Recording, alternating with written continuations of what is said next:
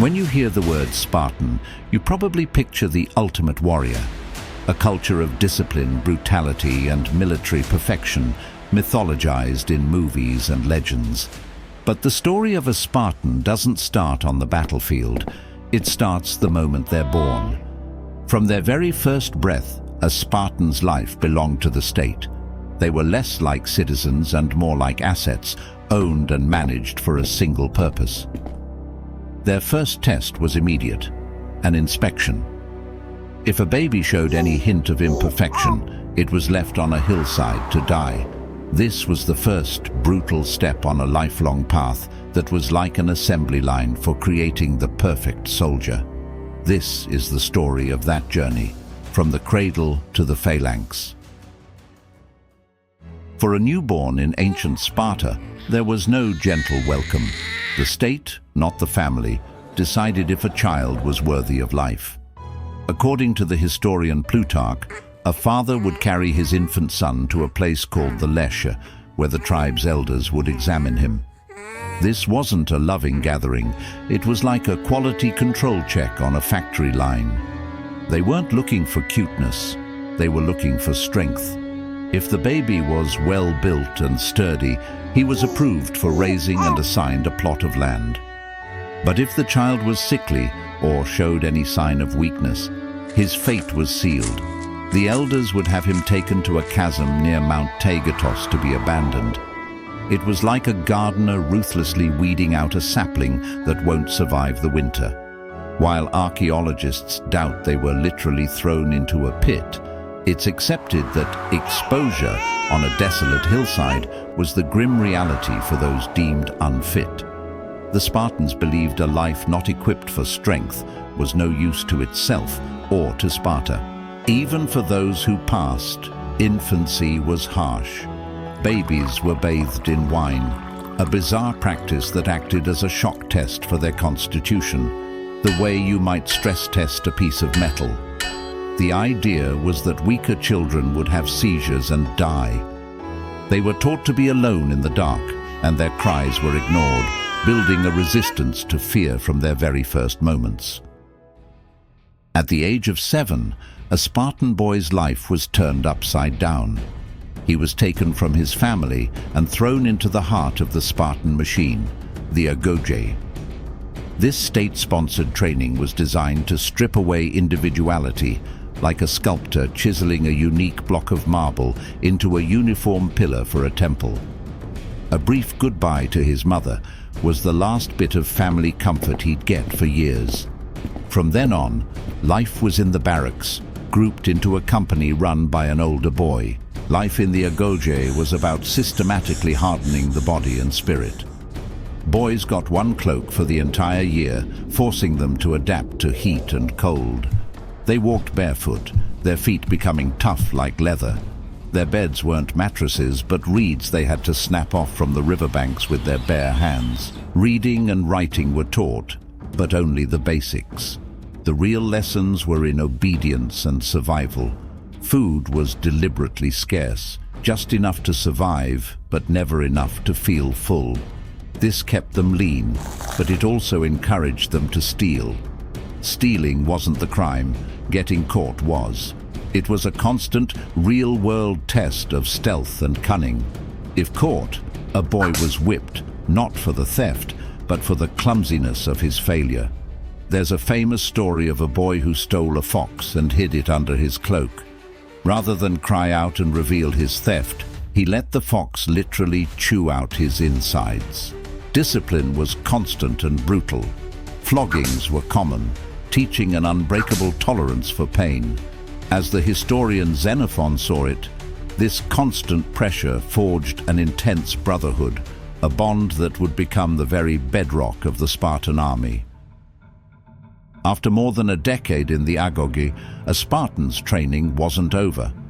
At 20, he graduated to become a full-time soldier, but to earn the title of full citizen, Spartiate, he had to be elected into a Citizenship, a common mess hall.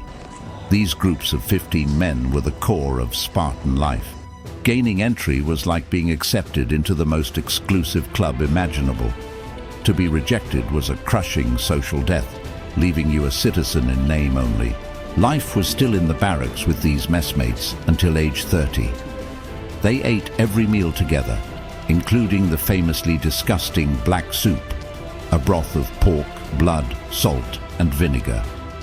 Living and eating together reinforced their bonds, ensuring the men who fought shoulder to shoulder also lived side by side. Marriage was an obligation to the state. A man might marry in his 20s, but had to sneak out of the barracks at night to visit his wife. According to Plutarch, this secrecy was meant to keep passion high and produce stronger children. The whole point of marriage wasn't love, it was a breeding program for the next generation of soldiers. Only at 30 could a man live at home, but he still had to eat his evening meal at the mess hall for the rest of his life. A Spartan citizen was forbidden from farming or trade. He was like a professional athlete whose only job was to perfect his sport, and the sport was war. The Spartan war machine could only exist because it was built on the backs of two other groups, the women and the helots. Spartan women were unique in ancient Greece. While others were kept at home, Spartan women received an education and were expected to be physically fit, competing in sports. The logic was simple. Strong mothers produce strong children. If the Agoge was the factory that assembled the soldier, Spartan mothers ran the quality control on the raw materials. With the men always away, women ran the households and estates, giving them surprising economic power. They were also the ones who drilled Spartan doctrine into their sons, famously saying, "Return with your shield, or on it." And beneath everyone were the helots, the enslaved class. The entire Spartan state was like a magnificent, top-heavy pyramid. The soldiers were the glorious capstone, but the whole structure rested on a massive, brutally oppressed base of helot slaves who outnumbered them immensely. Owned by the state, they did all the manual labor, freeing up Spartan men to do nothing but train for war.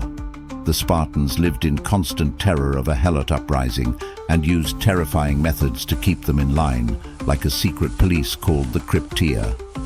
These were young Spartans sent out like wolves into a sheep pen, tasked with murdering any helot who seemed like a potential threat.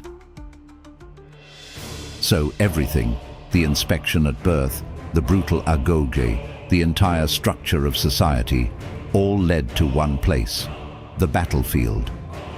The Spartan soldier was the heart of the most dominant military formation of the era, the phalanx. This wasn't just a formation, it was a living fortress on the move, a wall of overlapping shields and bristling spears that demanded absolute trust. In the phalanx, a soldier's large shield, the aspis, protected himself and the man to his left. The shield itself was a perfect symbol of Spartan society. You weren't just responsible for yourself, but for the man next to you. To drop your shield was the ultimate disgrace because it endangered your brother in arms. That's why returning on your shield was an honor. It meant you died, but you never broke the wall. Decades of training had rewired their minds. It's as if the fear of pain and death had been replaced by a much stronger fear, the fear of dishonor. They weren't fighting for themselves, they were fighting for the glory of the state. The Battle of Thermopylae is the ultimate example of this mindset. It was the final expression of who they were, warriors forged to stand their ground, no matter the cost. This lifelong, brutal conditioning created the most feared soldiers of the ancient world. From the moment they were born, Spartans were hammered and polished into living weapons, cogs in an unstoppable military machine. The story of Sparta is a powerful one. If you found this journey into their brutal world compelling, make sure you hit that like button and subscribe for more deep dives into history. And let us know in the comments which ancient culture you'd like to see us explore next.